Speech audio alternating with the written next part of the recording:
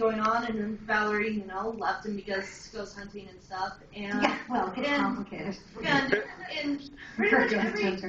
And pretty much every episode we got where Danny's secret was revealed, we saw either teeny tiny bit of Valerie or no Valerie at all. Yeah. And I always want to know, what would she do if she, you know, what her thoughts were. What do you think her thoughts would be? I have to go back. It's been such a long time. Valerie Gregg. What would she? I mean, what would she think if she knew who Danny was? You know, when either his secret was revealed or if she exposed, what would she think? Well, I think she would have been blown away, first of all. And I think she probably would have revealed herself, I'm sure. You know. That's all I can think of, yeah. You're welcome, Tyler. Hello there. Hello. Pleasure to meet you. And, pleasure to meet you too. I'm a huge Gargoyles fan. Oh my I really loved your work with. You like Hyena, right? Of Hyena. That's right. Because you made her a very interesting character on a show that was filled with interesting characters. Yes. I was wondering, how much involvement did you have in her evolution as a character or her creation? I mean, I don't even remember. I mean, oh God, it's been so long. You know, I think my biggest contribution was that wacky laugh, which is just my own. I've always, ever since I was a little kid, I've always sounded like I was laughing over a cauldron. And, I do have a funny story about casting Hyena, though. I remember I was in a waiting room, and we're all, you know, when you're in a waiting room, it's a bunch of voice actors sitting beside each other whispering like this. You know, practicing and trying not to be heard or hear each other. It's really quite silly. And somebody said something, and I burst out laughing, and I did see the casting agent say, there's Hyena. So I hadn't even read yet. And you know, so when I walked in, I was kind of like, oh, yeah, I got this. But it's just because I laugh maniacally, naturally. See that? Use your own attributes to get the gig. Can you do the laugh? Isn't it delicate? It's like baby's breath. It's just so, I mean, my man always tells me, baby, the way you laugh is so soft and gentle. It's awful. Yes. All right, I'm going to take you a little bit further back. Oh, Lord. I'm actually a bigger fan of Inspector Gadget myself. Oh, my God. Yeah. From Penny? Yes. Checking her computer book? Yes, I always thought that was pretty awesome. She had a book. Penny was rad. Listen, Penny was the one who got the job done. Yeah. Well, he was, you know, go gadget mess up, but nothing ever really got done. Thank God for Penny and Brain. When I think of Brain, he's got a beard and a sombrero. Does anyone else have that image? Because like, wasn't he always undercover? Yeah. I always wondered He always had some like beard and a sombrero. I always wondered where he got this costume. Yeah. It's just popped up. And Yeah. was. So She's just like one of those genius kids who had a whole trunk full of costumes for her dog. Yeah. So I was wondering, did you see any differences between then and now as far as how the process was done with voice acting? Wow. You know, I guess I just say the same thing. You know, then I don't think I really paid attention very much. You know, I was 12 years old, and it was like cool to get to do this thing for an hour, and then I just wanted to go and get on with my life and play with my friends and, you know, use the money to buy something. So I don't really think I was considering the process. I know the process for me is very different. Yeah, now I do my homework. now it matters, yeah. But as far as like going in and doing a voice, you know, I think back in the day, when I think back, you know, to like 20 years ago, the thing I know that's different is I was always working with a lot of people. I was always in a room with a full cast, which is always wonderful. It's so nice to have someone to play off of.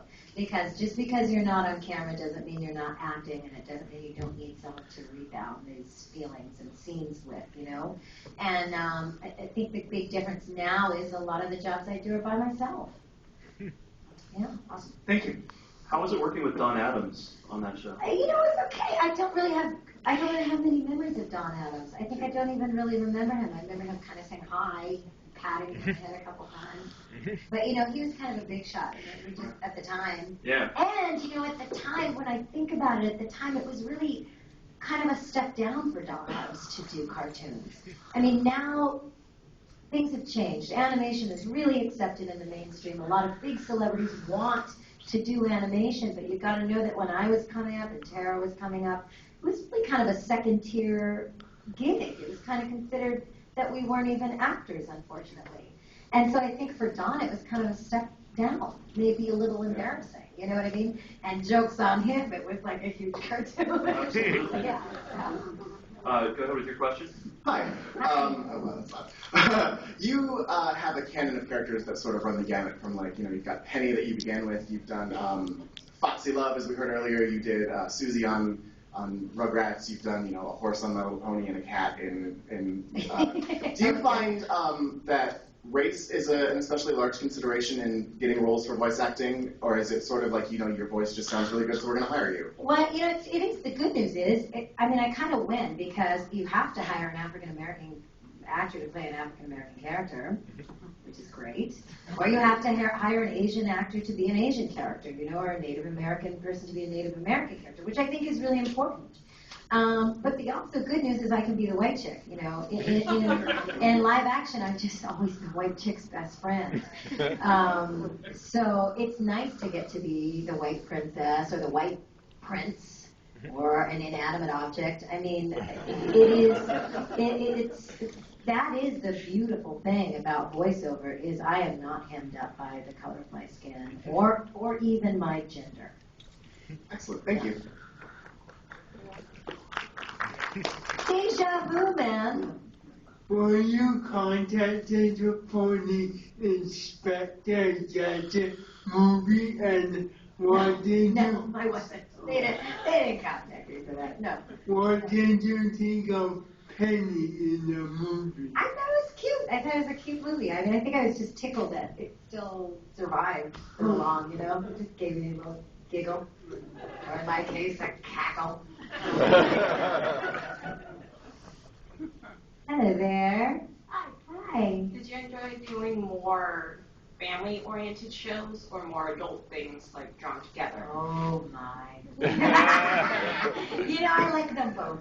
To tell you the truth, I like them both. I mean, I'm a mother. I have 2 baby girls, 1-year-old and a 3-year-old, a Brave and Hero. And I love now doing voices for them. I love doing the preschool shows. I'm on Henry Hubble Monsters and Sheriff Callie and Pound Puppies. And I appreciate the baby show. I don't want to call them baby shows. I appreciate the children's shows a little more now than I probably used to. Maybe in my teens I like to get raunch, But I still like to get raunch. So, honestly, I think I just love them both. I love them both. They bring out different sides. Thank you. That's a good question. Hello again. Hi. Did you do Max on Batman Beyond? Yes, I was Max on Batman Beyond. Don't you think Max and Terry would have made a much better couple? Oh, yes. I've always thought Max and Batman should have gotten together, and so did Will Friedle. He also thought so. And that's why when he created Thundercats, he made me Panthera. That's what he told me. He said we should have been an item on Batman Beyond, and so I'm going to make us an item on Thundercats.